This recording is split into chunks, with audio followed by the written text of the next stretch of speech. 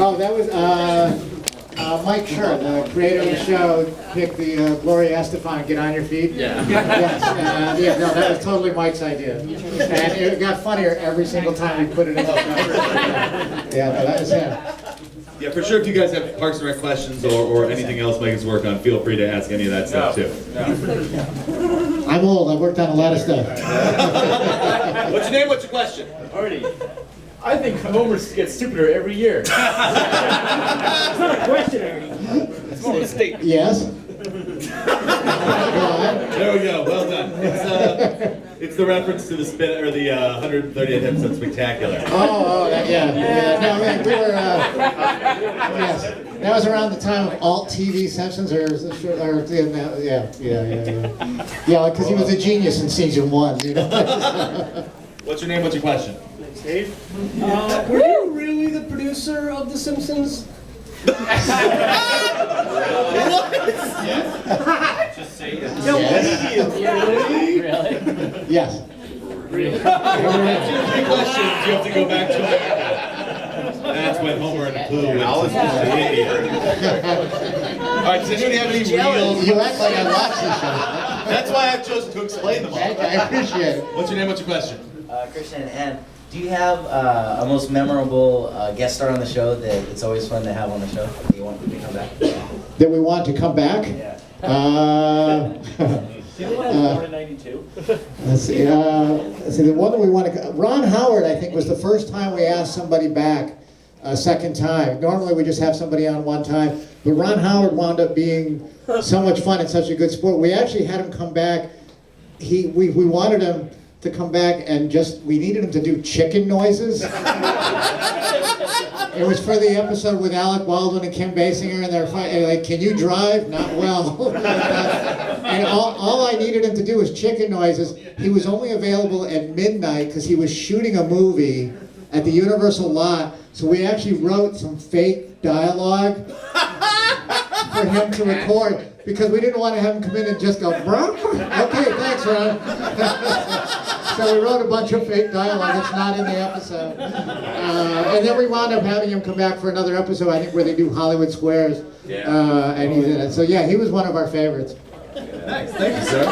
What's your name, what's your question, sir? My name's Mike, and what inspired you to write Team Homer? Team Homer, pen pals. That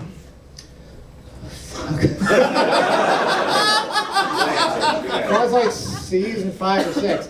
I think we were just looking for like a sports episode to do that we hadn't done yet. Because the first couple I did the hockey one, Lisa on Ice, and then we wanted to do the bowling thing, and because we wanted the Burns involved in the bowling thing. That Burns to wind up on Homer's bowling team, and we hadn't done a bowling episode in a while. And in the first couple seasons there was a lot, so I think that's kind of how it came about.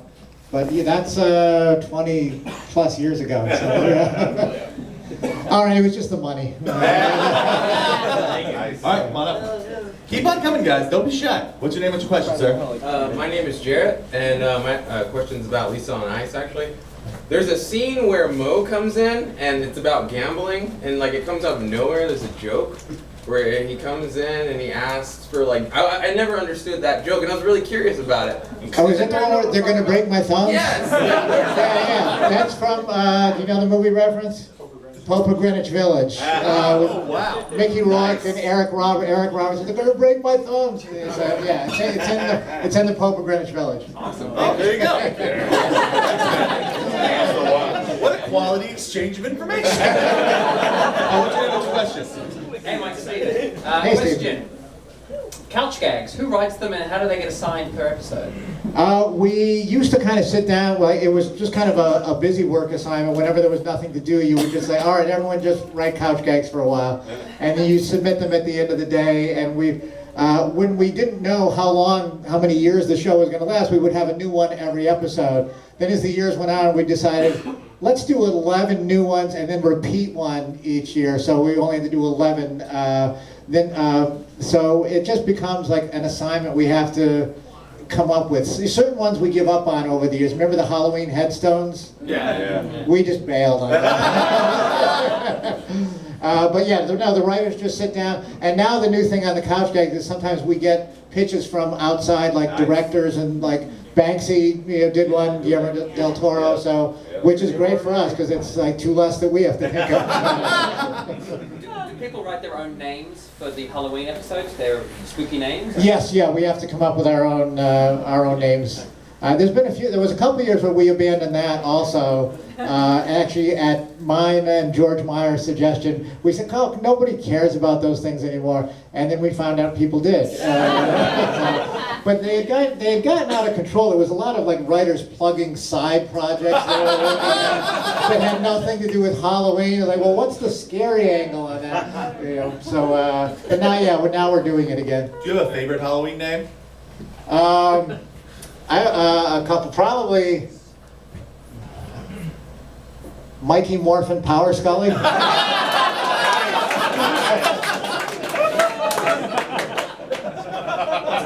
What's your name? What's your question, friend? My name is Brian, and I was wondering about the 2001 Greyhounds episode. At what point do you guys decide, you know what, the way that we're going to finish this episode out, we got to have a song? What goes into that? Because we were doing the story, I mean, basically we were ripping off, 101 Dalmatians, plot-wise, and we knew we wanted to do the thing where Burns was going to be the Cruella de Vil and wanted to kill the puppies. But when we were writing the dialogue of him saying it, it wasn't playing funny. It just sounded kind of horrific and scary, and it wasn't playing funny. Murdering a bunch of greyhound puppies was Yes. hilarious. And it was actually George Meyer suggested, I'll bet if he sings it, it'll be funny. So I went home. I'd never written a song before in my life, and so I eliminated the part of having to write the music by stealing "Be My Guest" from Beauty and the Beast. So that part was done when I knew I had to see my vest, and then I wrote it, and then we took it into the room, and the final one is probably about 70% mine, and the rest people pitched on in the room. Did you say "suck it, Keeler" at that point? Oh yeah. The fun part actually was if any of you went to the Hollywood Bowl show. The Gay Men's Chorus sang it. It was really awesome. Yeah. That was a lot of fun. It was exactly how I imagined it. What's your name? I wrote this line that doesn't make any sense. That's my favorite Simpsons quote. It's just, have you noticed a change in Bart? New glasses. No, it looks like something might be disturbing him. Probably misses his old glasses. It's like, there was this reference.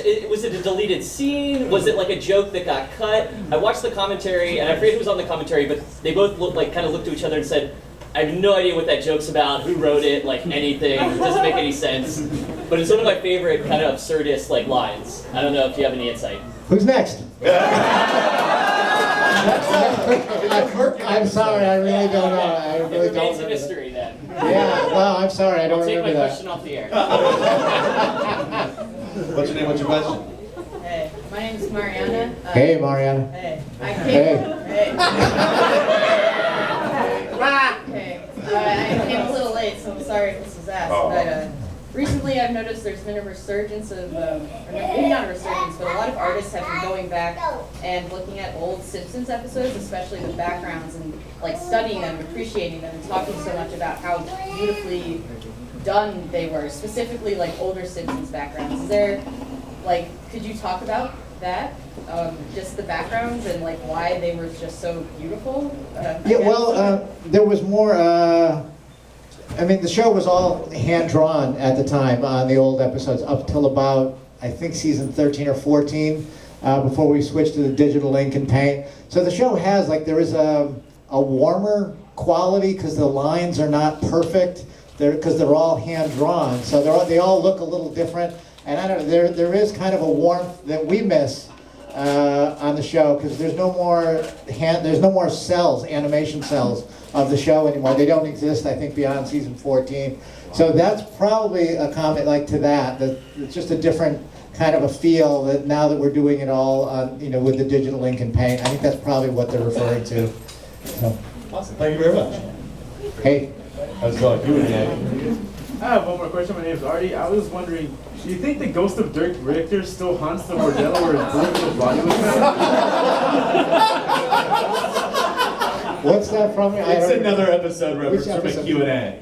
Which one is that from? That's the other X-Men one, right? The very first video I came in. There we go. Very good. Thank you, wow. sir. Wow, that's very good. Beautiful man.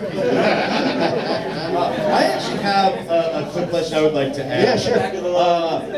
We were talking about this a little earlier. I'm a huge fan of the Halloween special Beyond the Treehouse of Horror from this year. Oh, nice. Did you guys all catch that? Yeah. It's amazing. If you haven't seen it, go check it out. There's very little score in it. Like, how much of a conscious choice was that to make on behalf of everybody? I think that was Matt Selman decided that's how he wanted to do it, because the normal Treehouse episodes are very score heavy.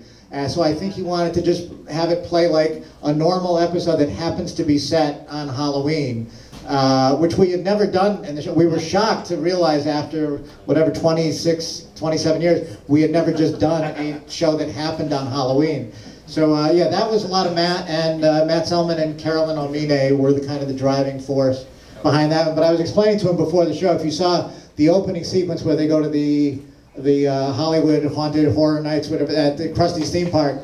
That was based on, I told a story in the room about the first time I took my kids to the Universal hike, because they all wanted to go. They were like 8 or 9 years old, and they wanted to bring friends, and they all wanted to go. It took us almost 2 hours in traffic to get there, spent a fortune to get in the place. As soon as we're inside the gate, this guy comes charging up with a chainsaw and sliding on these metal pads that shoot sparks. And my daughters were like, oh, we want to go home. We wanna go home.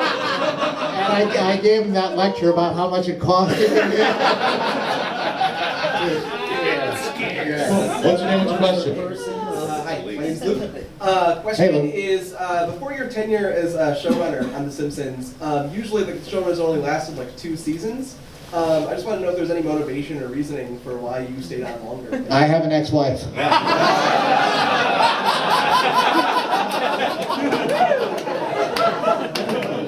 No, I mean, that is true. No, it had always been a 2 thing and a change, and then I don't know, for some reason at that point we sat down and talked about it, and we kept thinking we were near the end. So like I started running it like season 9, so I did 9 and 10, and when I started in our heads we thought, well, 10 is definitely going to be it, because when I started it was the end of season 4. Most TV shows, a good run is like if you hit 7 seasons, you've had a great run. So 10 wasn't even in our head. And then when we got to 10, we were saying, oh, well, 10 will have to be it. And then when I remember being like mixing a show, and then like Matt Groening and I were talking, and he goes, if we went to 12, that would have to be it, right? He goes, we definitely have to get out there. I said, totally, we're running on fumes as it is. So I just thought, well, if 12 is going to be the end, I'd love to just stay till the end of the show, and now we're in whatever, season 27. Yeah, matter of fact, next week they're pitching stories for season 28. So. That's great. What's your name with the question, sir? My name is Christian. Hey, Christian. In episode 2F09. Hey, Christian.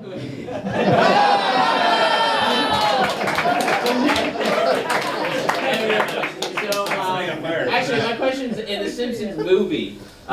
When Homer and Bart successfully jumped Springfield Gorge, like I stood up and cheered because it seemed like such a fitting thing to happen in the movie, but also it seemed like something that could have gotten pitched like last minute in a meeting, and everyone was just totally like, "Yeah, that's perfect. We have to do this." So I was just curious about. I've always been curious about that and how that. Oh, that was in fairly early in the movie. That sequence, the idea of that sequence. There was a lot of arguments about the physics of going upside down on the motorcycle, and me, insisting there's these guys at the carnival that ride sideways inside this thing, like, trying to find footage of these things. But yeah, that was in pretty good. One of the very late things that most people are surprised about is Spider Pig was a very late addition. Not the idea of the pig, but the song. The song was I swear, like in the last maybe 3 or 4 months of production, he had the pig walking on the ceiling, and hey, look, Marge is the amazing Spider Pig. And I think Al Jean said Spider Pig, Spider Pig. And then like David Silverman picked it up, and then we had written the song that we thought it was funny. We thought it was a funny throwaway joke, and then we went to a test screening, and it was like the thing that everybody remembered from the movie. So yeah. Sure. What's your name? What's your question, sir? My name's Tom. Hey, Tom. Question is, I don't know how much you worked on this episode, but in the episode where Milhouse's parents get divorced, the Milhouse divided. Oh yeah. When Kirk has to draw dignity for charades, is there any reason why he drew exactly what he drew? This kind of kidney bean with a triangle in it. Who came up with that? Why? I can't remember who came up with it. I'm going to defer and say it was probably Bill Oakley and Josh Weinstein. It was one of their episodes, and they were very hands-on. I'm going to say it was probably that. My memory of that, we were in the room writing that, was when we were writing the song. 'Cause I had the last line, like put your hand in my glove of love. That was my contribution to that. But that's a great Bill and Josh episode. I think Steve Tompkins wrote it. I believe so, yes. think so. Yeah. But Thank you. yeah. I'm sorry, I can't remember how the drawing came about. You'll be our last question, sir. Make it good. So what's your question? My name's Chris. Hey, Chris. Just out of curiosity, I don't know if you've ever seen the Simpsons / Family Guy crossover episode. I just want to know your thoughts. What did you think? Because I felt like a lot of people loved it, other people didn't like it, and just your opinion on it. Oh, I thought it was terrific. We knew going in, it was always intended to be, it was a Family Guy episode. The idea came from them. They contacted Jim Brooks and Matt Groening and Al Jean, and Jim and Matt. I think they just gave their blessing and just said run with it and have fun. And the actors were on board, so it worked out. It worked out great. It was fun. For him, my brother's a writer on Family Guy, so for us it was kind of a bonding thing. So, it brought the whole family together. We hadn't spoken in years. And then he died right after. Thank you. Any other stuff that you want to throw on before we go into the scoring and prize or anything? Any other fun memories that this has jostled you into? Repressed thoughts?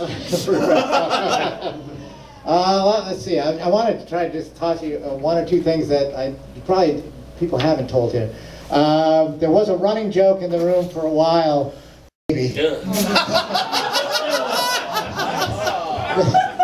Let him finish. We needed a joke at the top of the scene before Marge came into their room, and don't listen to this one. Yeah, so it was that they had a baby, the Bartleys had a secret baby that they kept in a drawer in the room, and whenever Marge would come in, they would quickly put it in the drawer and close the drawer. So, little things like that amuse us in the room for a few weeks, and then we move on. Stuff like that. Moments like Homer calling Jeebus for the first time. Sometimes it's like those little Save Me Jeebus is one of our favorite. It was just kind of a throwaway joke in the room, or like, Krabappel, I've been calling her Crandall. Sometimes those are the things that keep us laughing very late at night over there. I'm trying to think one other thing.